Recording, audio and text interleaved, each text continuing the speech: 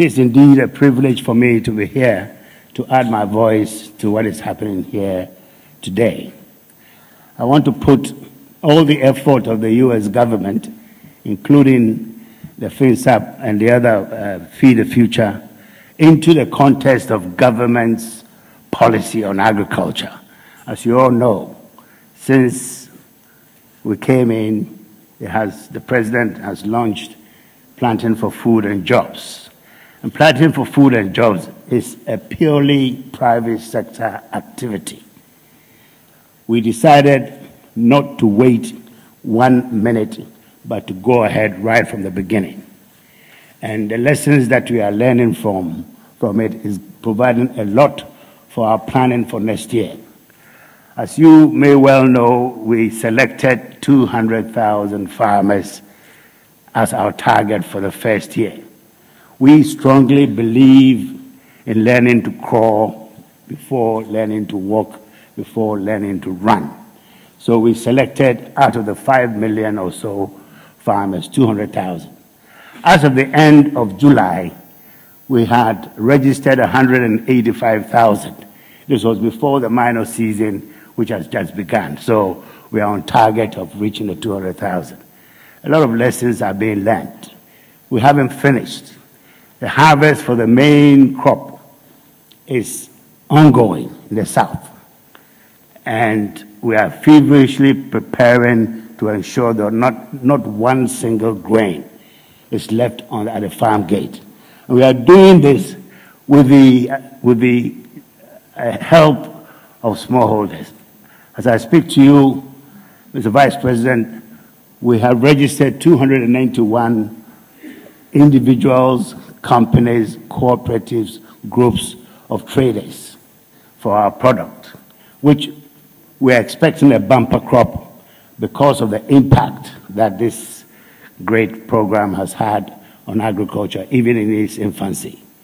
And we have commandeered warehouses from Ghana Cocoa Board for the first time ever to be able to use as part of the marketing chain for grain marketing in Ghana. And it is working very well for us. 275 warehouses which have been left unused by Ghana Cocoa Board is now available for our program with a total capacity of over 95,000 metric tons, which is a great input to what we are doing.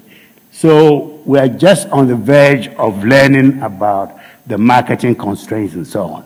We've learned a lot about the production constraints, the biggest of which, of course, is the availability of seed. Seed is a problem. So the past year, we've had to rely on supplementary supplies from Burkina Faso. Next year, we're expanding this program to cover over 500,000 farmers. And we are having a challenge of the grain. We're talking to Nigeria, we're talking to Africa Rice in Freetown so that they can come in to supplement the requirements that we need for next year. Our production starting from 1st of April onwards. You may have heard a lot about armyworm. Yes, we've had to really do a lot to control it. Only yesterday I was reading the Nation newspaper in Nairobi, Kenya, and the situation there is even worse than what we had. But we have the situation under control, and that is why we are having this bumper crop. And it gives an opportunity for Ghanaian businesses, great opportunities, with the support from government, providing the infrastructure which has not been there, including warehouses. We've been collaborating with the Agricultural Development Bank in collecting the farmers' heavily subsidized contribution to the price of improved maize and fertilizers. And we are going to continue with that program. Agricultural Development Bank has done very well for us. They've collected a lot of money from the farmers as a first stage.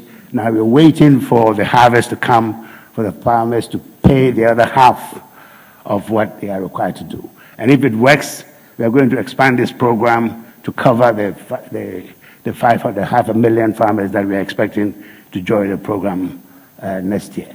I think that this is an opportunity for the banks to help. I know that the central bank is organizing the GESEL, which is giving insurance to the commercial banks from the central bank to enable them to lend to the private sector. It is something which is very commendable, and I believe the central bank is trying to increase the capital from 300 million Ghana cedis to over 1 billion cedis. And if that happens, that will be a great gateway for the financial institutions to come to the aid of farmers, and not only farmers, also to the value chain. We are talking about traders, talking to these traders that we are licensing to buy the crop. They are also very concerned about the constraint of finance. And we are prepared to introduce them, the good ones amongst them, to the banks so that they can give them the seed fund to enable them to turn around to pick all the harvest that we expect this year. So this is where we are as a government. We are very confident that this program has been very successful.